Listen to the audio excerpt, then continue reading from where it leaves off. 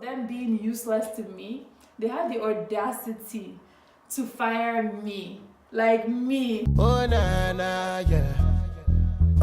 Mary Bondis, yeah, Rihanna, yeah. I see you doing overtime, let me see that. Quack, quack, quack, quack, quack. Hi, my name is Ifeoma Ojogwu and welcome to my channel. Thank you guys so much for stopping by. So today, with the whole 21 Savage thing going on and his whole him almost being deported and all the immigration stories and all the stuff happening right now in America, I just thought it might be a good time to speak about my own immigration story and how I moved from being in Nigeria to now living in the freezing ass Canada, and just my story, my progression from the status that I started in Canada and the status that I have right now as an immigrant in Canada.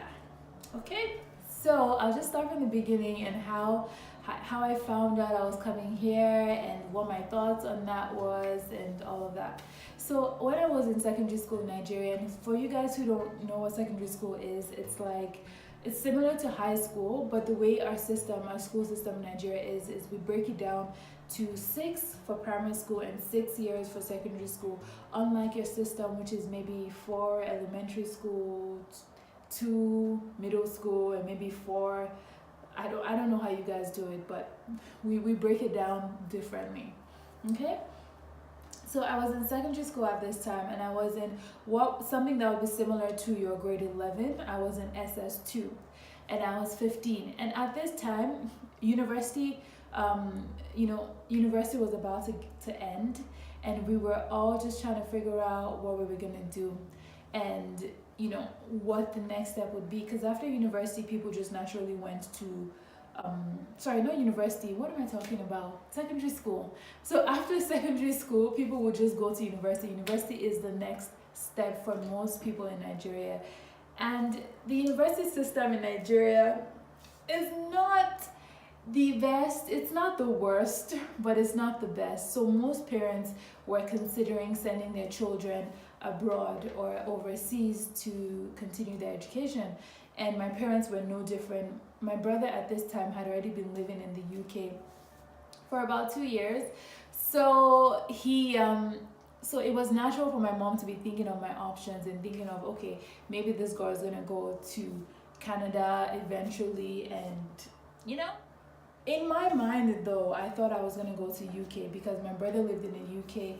Myself, I had lived in the UK as a kid for almost close to a year. So I thought it was just going to be the natural option. I would go to the UK. However, my mom was talking to a lot of different people who had already sent their children to Canada or were planning to send their children to Canada. So Canada was a big option for my mom. She was, closer to the end of that grade 11. She was starting to think about Canada more seriously. And I was obsessed with Gossip Girl at this time. Your girl was obsessed with going to NYU. I was starting to think of America. London was also on my mind, but America was heavy on my mind too, because I was thinking about NYU. I was just thinking I would leave Nigeria and I would just become a Gossip Girl. My priorities, guys, my priorities. I wanted to choose a school simply because of Gossip Girl, but it's okay, it's cool. So anyway, after my grade 11, my mom decided that Canada would be the place for me to go. And like I said, I was upset. So I told her, I'm like, nah fam, mommy, I want to go to NYU and be a Gossip Girl, or go to UK and be with my brother. But my mom, she sold me dreams. That woman sold me, she sold me dreams. Canada is like a sprinkle of America and a sprinkle of the UK. It's like you're living in America, but you have the UK lifestyle. I'm like, when I got here, Canada is not really like that, but sure, mom, we'll give you that one. But she sold me dreams.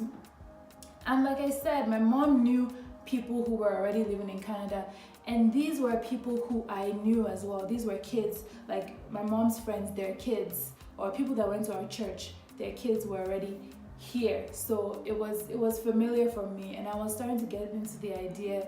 So I was like, no, I'll be a Canadian babe, I'll be an American girl living the London life.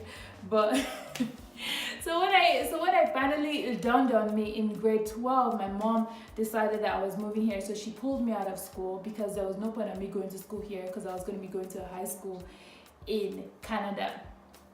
So what then happened was I went to school. I was just like, guys, peace out. I'm gonna be in Canada. See y'all losers. Never. Okay, I wasn't like that. It wasn't like that at all. I was just like, guys, it'll be great. Like, bye. I'm gonna be in Canada. Like, I'm gonna miss you guys so much. So at this time I was going to my mom's salon, staying at home. So your girl gained so much weight. Like I gained so much weight within the time that I was like waiting, and this would be like maybe September, so the regular school time. So from September to December I was just at home eating, or going to my mom's store eating. So I was chubby at this. I came to this high school where it was like a bridging school between the whole Nigerian system and the Canadian system, so that they don't just bring you out of the Nigeria system and then throw you into the Canadian university without any warm, like you know when you take a bath before you enter the pool. This was what this school was. It was like, you know what, let's not just push you into the pool. Let's warm you up a little bit before you go right into university. So that's what it was. However, in school I did really bad, honestly. Like coming into the Canadian system was really tough for me. I didn't blend well. I was failing school, so I didn't really know I was going to be able to go to university. However, I finally pulled my grades together. I did summer school that year and was able to go into university. So after university, I was I was just trying to, still struggling. I was still struggling with school, but just trying to get everything together. But things weren't working out, and I did a course that couldn't really get me a job like instantly after school. So it's like I did psychology, and if you guys know anything about psychology, you go to school and then you need to get more school to get a final degree that makes you this psychotherapist. And I wasn't really about to do that. Like, anybody got time for 8 years of school just to, for what? Like, that wasn't what I wanted to do. Plus it would only just take an extra long time before I can get my PR, which for me was an ultimate goal.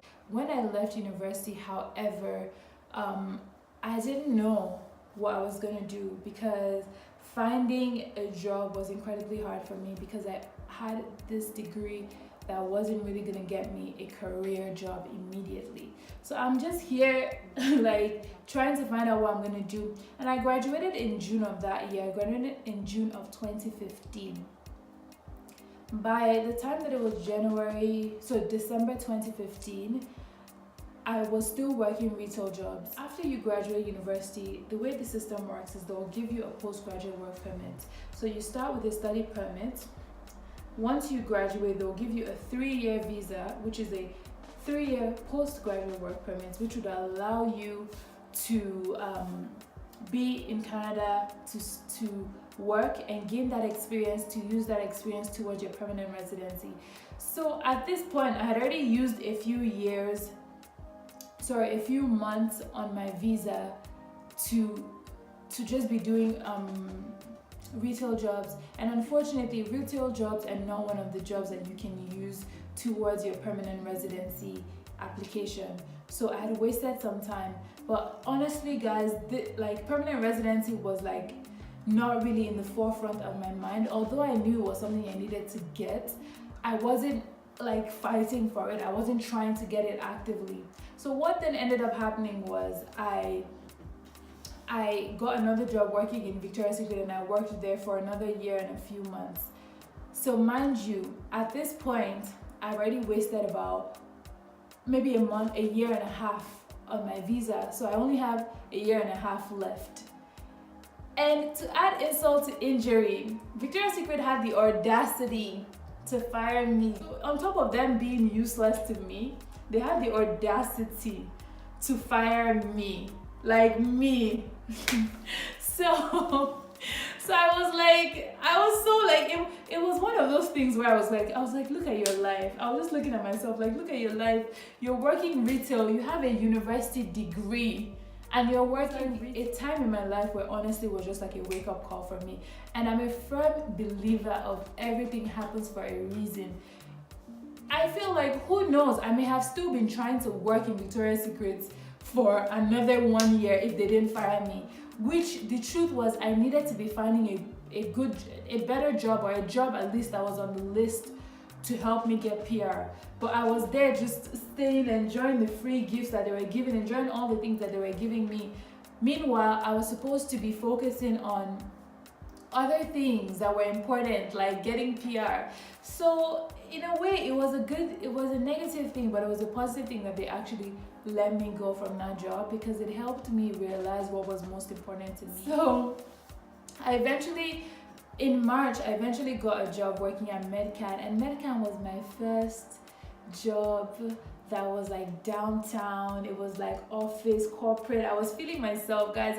Although, funny enough, Medcan actually paid less than Victoria's Secret. So Victoria's Secret, you might be looking at it like it's retail, but they actually paid really well. Like, I don't want to like say how much it was, but for me, being a young girl at that time, it was a lot. I had to also be thinking that, okay, now I've got my Medcan job and I'm working in a job that can be on the PR list. However, I didn't have much time. I was racing against time. I had to work a full year in Medcan before I could even use that work experience to apply for my PR. So that was always in the back of my mind.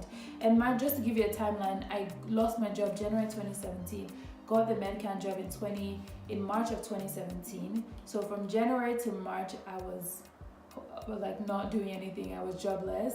So I worked in Medcan from March 2017 till March of 2018. So in March of 2018, still working at Medcan, I knew that I finally had that last piece of the puzzle towards getting my permanent residency. However, I had to do my English test, and in hindsight, I should have probably done my English test before the 1 year mark, so I could have done it a little bit earlier, which would have not delayed my process.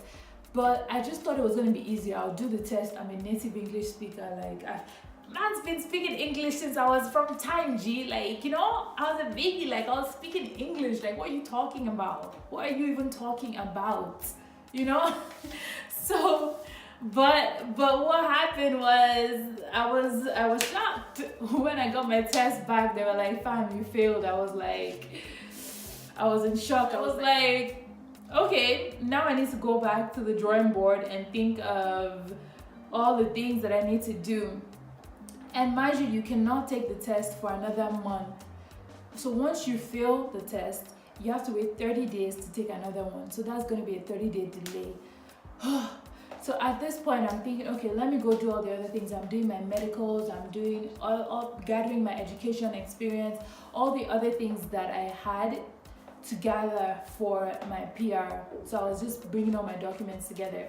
So while I was waiting for that 30 days, and mind you, my mom was here, and sometimes moms can be very helpful, but other times moms can just be like the worst. Like, you just be like, Mom, like, I do not need this extra stress right now. Like, I don't need the stress of you like being in my ear. So after failing my English test, my mom just kept nagging at me. The second I did my test for a second time, and this time I failed again. So of course my mom is nagging at me. And what I did was, at this point, I'm like, nah, fam, you need to look at that test again. So I emailed them. I'm like, guys, I think you have to actually pay for them to review it. And if you pass, they'll give you your money back. And if you fail, they wouldn't give you your money back. So my mom is like, it's a scam. Don't you know that they're just trying to take your money? Why would they want you to pass so that they will give you back money? Obviously, if they look at it again, they're just looking at it again to take your extra money, like it's a scam. But I really believed that I did really well because I studied for the second test. So I emailed them, I paid, they looked at it again, and then I ended up passing. So I was able to use my English test and I proved my mom wrong. But that wasn't the point wasn't to prove my mom wrong. The point was to actually pass. So I passed, and then I used that test score to apply for another to apply for the permanent residency. But at this point it was already May, and like May, I was rushing against time. Like I said, typically it takes about 6 months to come up with a decision. My friend who also like did his PR, he got his in 4 months, but I only had 5 more months of my work permit. My postgraduate work permit only had 5 more months of validity, but it takes about 6 months. That's what they tell people, 6 months to get a decision. So I was kind of hoping that I would get mine within that 4 month mark, so that at least I even had 1 more extra month. But what happened was, around the 4 month mark, I still hadn't gotten an answer from them. They hadn't said anything. So I was getting scared. My friend who got his in 4 months, he had 2 years of work experience. He had better English score than me. So I was just like, he had like a professional job. Me, I just had an admin assistant in a clinic job. It wasn't like a crazy like professional job. So I was like, oh my god, I was freaking out. I was like, oh, am I getting, is it because I don't have a good job? Is it because I didn't like I was just freaking out. So at this same time, or like around the same time, I lost my job at Medcan. So they were closing down the department. I lost my job, and they're like, sorry, you have to go. So not only have I lost my job, I'm freaking out about my PR, and I'm just all over the place. So I'm like, you know what, I need a vacation. I need to take my mind off all the stress. I tried to get my European visa because I wanted to go to Europe. That didn't work out, so I had to go to Dubai. This Dubai trip was the best trip I've ever had, guys. It was just so relaxing. It was my first time leaving Canada in like almost 9 years, guys. It was the first time me stepping out of Canada since I had been here. So it was such a nice experience. I was so happy I was able to travel, relax my brain. But the moment I came back, guys, my wusa was gone. Like, it was just back to reality. Now, I had come back October the 8th, but my visa was expiring October the 28th. So I only had 20 days to be in Canada till I had to pack my bags and leave. So I'm stressed. My mom is stressing me out. Have you heard from PR? What's going on? You know how Nigerian parents can be like, they come with love and kindness, but also they just stress you out. So I was like, so at this point I'm stressed out, and so I had to reach out to the immigration people. I'm like, what do I need to do? My visa is going to be expired. I haven't heard anything from the PR people. So they're like, you need to apply for a bridging work permit. And a bridging work permit is something that would bridge your it will kind of bridge the gap between your your postgraduate work permit and your permanent residency. So if they decide to give you the permanent residency, you need something to kind of be that bridge between your status as a worker and your status as a permanent resident. Because my visa was running out, right? Because I can't be staying here legally. But that was an extra $255. So I was like, Canada, after spending $600 on my test, because I had to do it twice, I spent maybe $200 on my medicals. Then I had to spend about $1,000 something on my permanent residency application.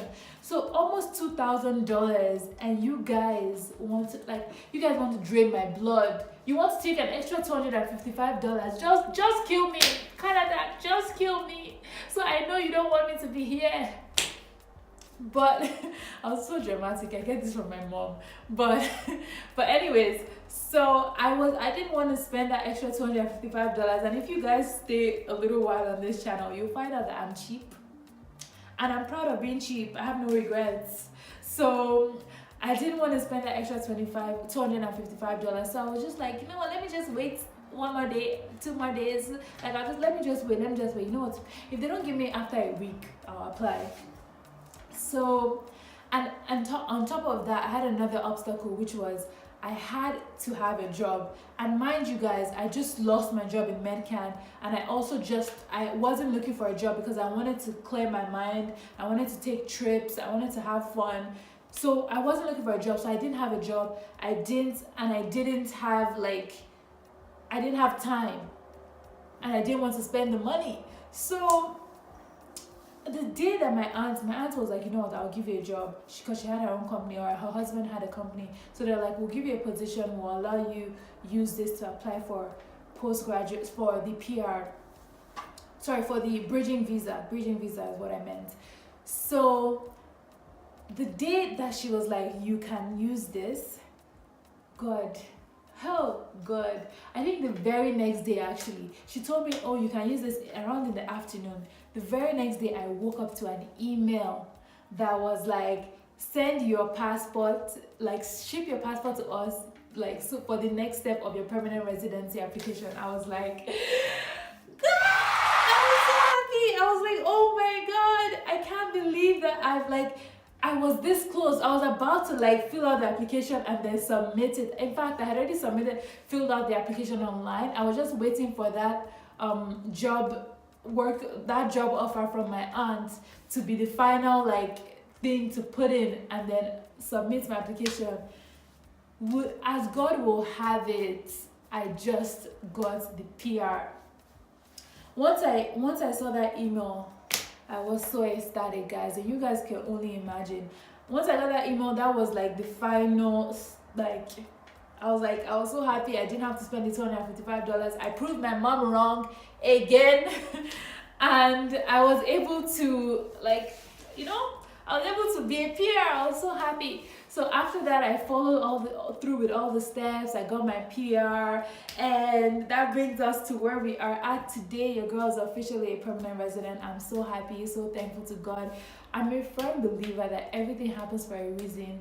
Last year was a bit of a mess for me, but even one good thing came out of it. Even if it's one good thing, which is my permanent residency, it came out of 2018. Although it was such a horrible year for me, I lost actually not one but 2 jobs, and I made the least amount of money I've ever made in my life.